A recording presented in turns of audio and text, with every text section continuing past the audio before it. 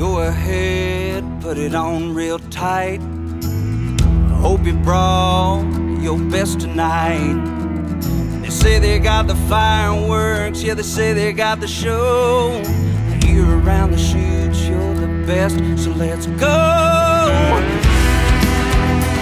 This is Texas Toast, a production of TSC Entertainment. I'm your host, Miss Helen. Kick back and enjoy as we toast the best from Texas. Hello, everyone. Welcome to Texas Toast. I'm Miss Helen, along with a very special guest. I've been anticipating this interview for weeks. I want to say hello and welcome to Curtis Grimes. Hi, Curtis. How are you? What's going on? I'm great. How are you doing? It looks like you're a little busy. Thank you so much for taking the time to join us and let's discuss some of the stuff you have going on. But first thing I want to do is just kind of do like a little icebreaker, kind of off of the business discussions that we're going to have and all the accomplishments that you have and the great stuff you have going on. So what is one of your favorite things to do during the summer? I guess for us, summertime is when my family can come on the road or just do a lot more traveling. My wife's a teacher, so we played in Montana or Wyoming a month ago. We had 4 days off, so they all flew up there and hung out with us, and then we went to Florida for a little quick vacay. So that's what summers is, traveling for us and just hanging out with the family more so than I get during the school year. That's awesome. What does your wife teach? She is teaching kindergarten this year. She was in second grade last year, and they moved her to kinder. So, oh, those are the best. My tinies. My daughter and my son-in-law are both teachers. They both graduated SAM, and my daughter they work with special ed, but she's doing PE now. But anyway, yeah, good stuff going on there. And speaking of that, talking about school, now you played high school baseball. I did. That was really my thing growing up. I didn't get into music till my freshman year of college. My roommate had a guitar, so I started messing around with that and trying to write songs and do that kind of stuff. But yeah, baseball was definitely my strongest suit growing up. And you were a pitcher, right? Yes, ma'am. We went to state my junior year and wound up getting a scholarship to go over to Centenary College in Shreveport. So that was kind of all I knew up until this music thing started taking off. Yeah. And how did you make the transition from baseball to music? Long story short, I quit about halfway through my freshman year. I was engaged to a high school sweetheart, and we ended up breaking up, and baseball was no longer there. So that's when I really dove into music. And I don't know, it was, I would say, replaced a couple of voids in a lot of ways, and also kind of was therapeutical in a sense. And that's really what dove into my early songwriting. And that's why I think I went so deep into music, was just because baseball was all I knew. Once I was gone, music was what I was doing at the time. And I'm kind of an extremist in a lot of ways. So whatever I do, like, I'm kind of all in. So music was what I went all in on. And then we caught a couple of breaks very early on, like 3 years from the day I started from the day I picked up a guitar to I just got a band together. We won a radio contest to open for Kenny Chesney. So that put me on the biggest country tour of the year, like right out of the gate. Because you were just playing that. Sorry. Go ahead. Yes, man. We were playing bars and honky tonk. So we go from like 30, 40 people to 16,000. And, I think we had been playing as a band for like 3 months. So it was pretty surreal in a lot of ways. Well, one of the songs that I worked in radio for many years. I always say way too many years, but because I'm baseball, fishing, and Texas music are my passions. But when we got Bottom of the Fifth in, I fell in love with that song. To this day, I love Bottom of the Fifth. That one's a true story. Her name was Megan, not Sherry Ann, but the rest is true. So yeah, that one's pretty personal. It's funny, the guy I was writing with that day was late to our writing session, and my buddy of mine had kind of given me this idea to kind of take that play on, on different different ways of what you think of when you think of bottom of the fifth. So I started turning away at it, and by the time he got there, I already had like first verse and chorus done, and so we just kind of went with it, and because of that, it was my story, and wound up being the title track of an EP we put out that next year, and then was a single that did real well for us. And yeah, you say fishing. My wife's dad's actually a bay fishing guide, so those We have a guide. I'm right there with you. We have a guide service too. I'm in Matagorda.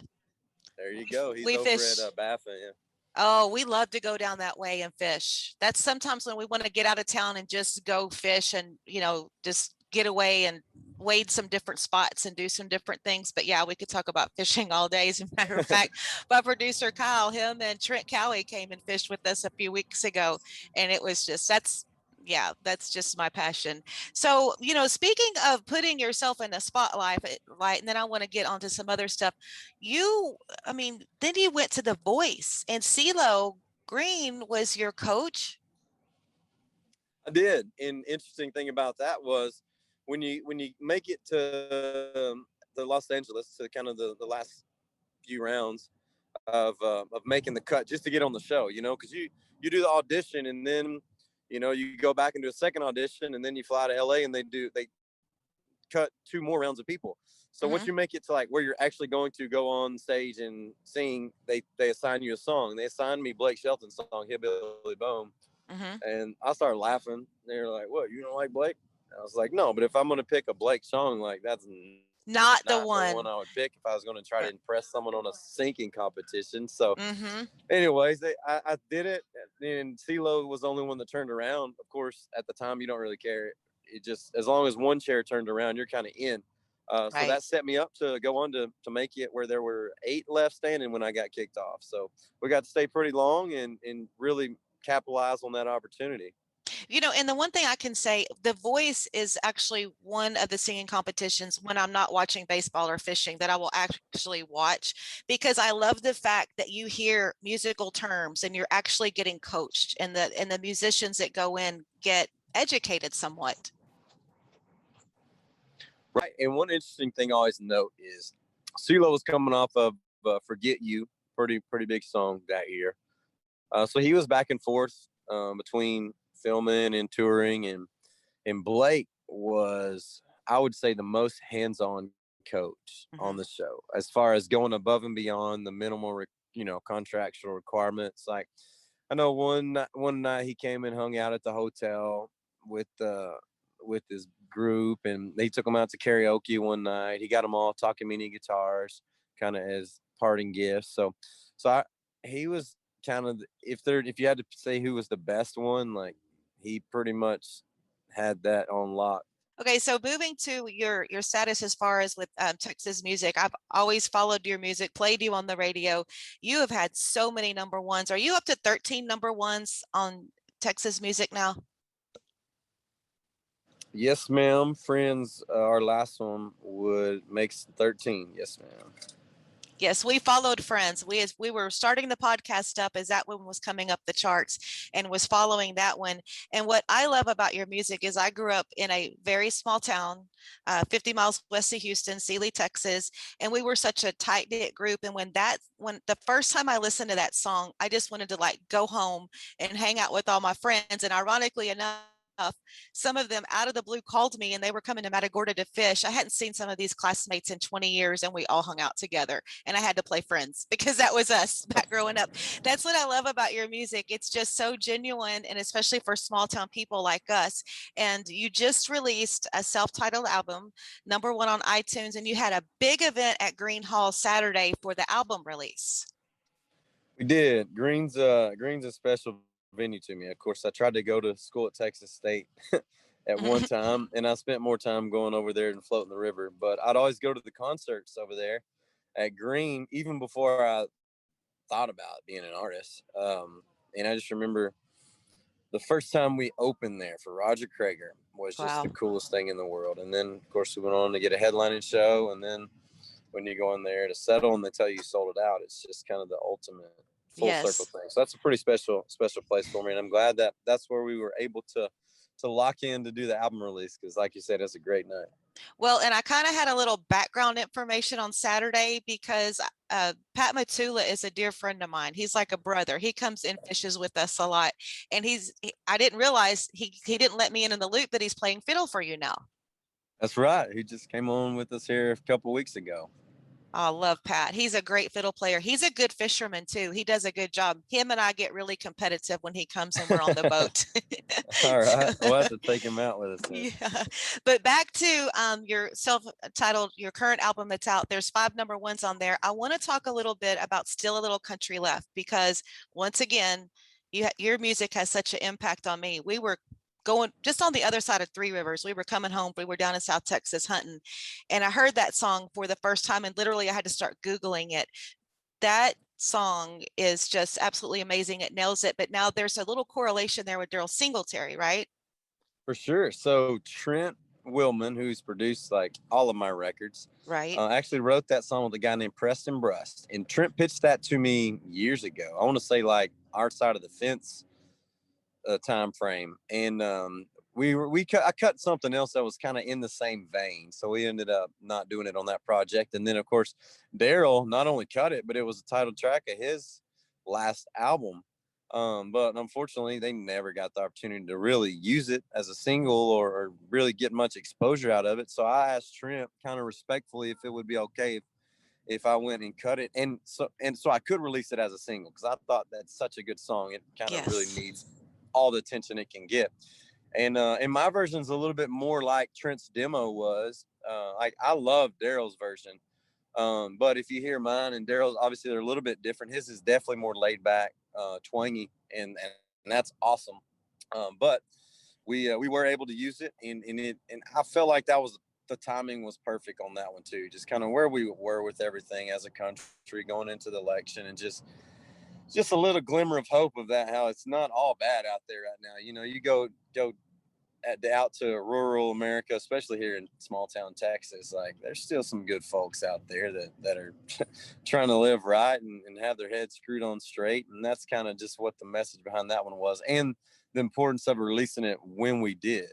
Yes. Yes. And that's, and evidently you've done good with all the number ones that you had, because it is about timing when you pick that next single. But, it's funny talking about what you're talking about that relates to this song in small towns.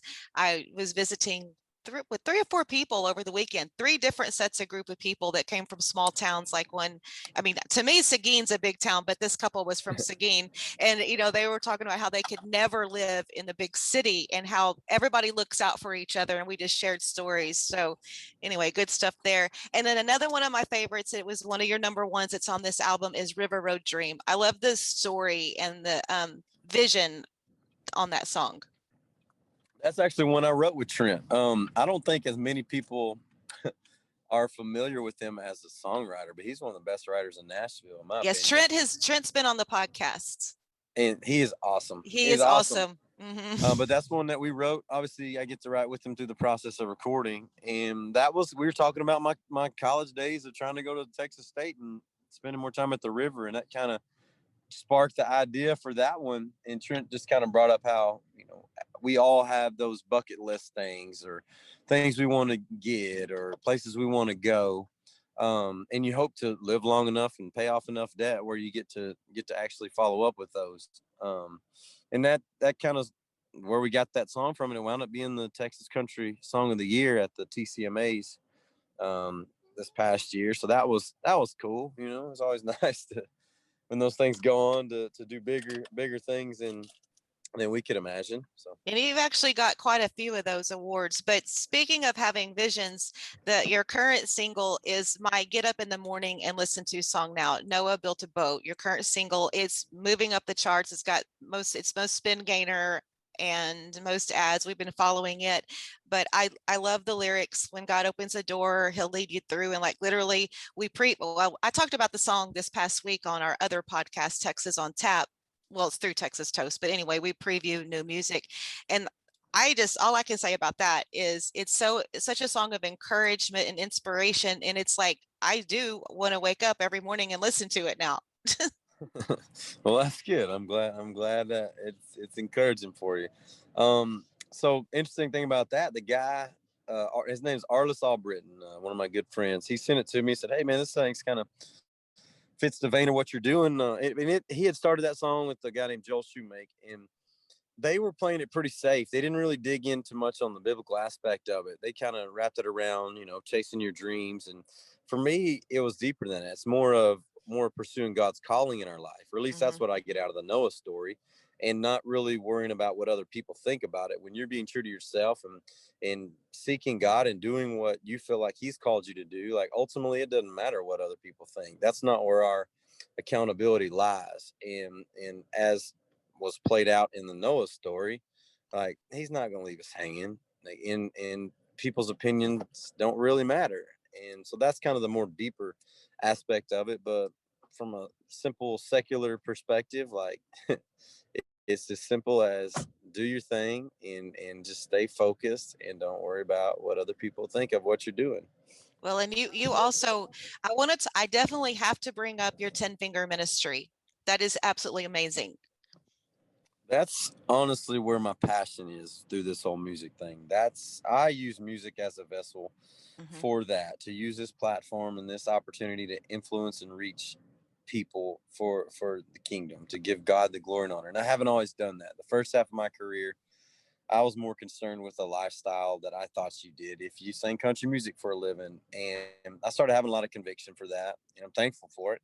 And from that point on, I had been blessed with this opportunity, and not only was I using this talent that I'd been given for how I feel like I should as a Christian, I was doing quite the opposite in a lot of ways in how I was living and the content of my songs. So from that point on, definitely said I'm going to do positive faith-based, traditional, neo-traditional country music, and if it works, if I'm able to stay relevant and pay my bills, like I'll rock it till the wheels fall off.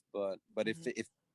if me succeeding in the music industry required me to just put out drinking songs, just like sacrifice my integrities and morals for the sake of being relevant and making it, like it wasn't worth it for me, or wasn't worth it to me. So fortunately it has worked, and this album release done really well for us. Radio's still playing us, venues are still booking us, and things are looking pretty good. So for now the door is wide open, and we'll do this as long as this is where God's calling me to be. And Yes. It One thing I want to bring up too is I was so impressed because I was so close with my grandfather, but I love the backstory on your inspiration for 10 finger ministry.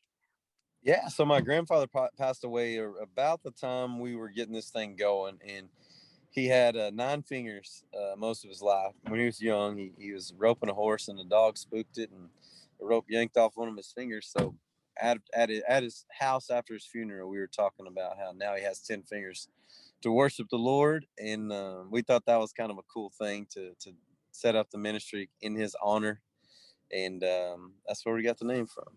And how many Bibles have you sent out?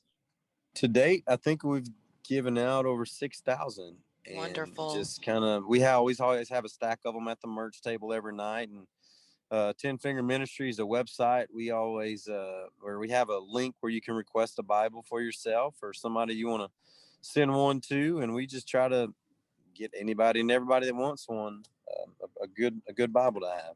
Well, absolutely been wonderful visiting with you. And one other song I wanted to bring up that's kind of more on your Christian side, and it made me think of a particular couple I grew up with in church, The Ground She Walked On. I just wanted to mention that song. That one really hit home for me, bringing up memories with some folks I grew up with in church. That was awesome. And I've been wanting to record that song for years. That's one I didn't write, but I heard a guy named Shane Owens recorded it, and I just loved the song, and I have been wanting to record it for a while, and it just worked out to where I was able to do that, and I'm with you. That just reminds me of all those old men in the church that I grew up in.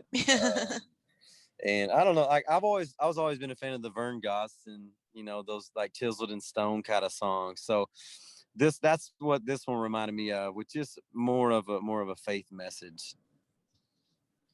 So you got, I'm sure, lots of shows coming up. How's the tour going and getting back out in front of everyone? It's been great. Of course, people were kind of like itching to get out and go do stuff again. So Yes. obviously numbers are up, and we kind of hit the ground running. We weren't confined to just bars and honky tonks, so we were able to play church and family friendly events and faith-based stuff. So once they did open the bars up again, that kind of doubled our opportunities or places to play. So we probably played just as much or more than most other Texas country acts, and that's kind of been a blessing. Right. Well, it's been a pleasure visiting with you. I mean, you've multiple TCMA winner, and also you had you've got so many awards on both sides. Also, the Christian Country Song of the Year, and good stuff going on. And it's just been a pleasure to visit with you. And how's the family doing through all this? Are we making it to our point where you got the whole family with you back there? Everybody's good. The babies weren't. They didn't make. Actually, one's sleeping. How old are your children? Almost 2 and almost 4. Oh, oh my goodness. All right. Well, I'll let you get back to your travels and your family time. And again, thank you so much, Curtis, for joining us here at Texas Toast. I appreciate you having me. Have a good day. You too. And with a heavy tongue, she knew where I was from. As she left, I dared to say, well, you can go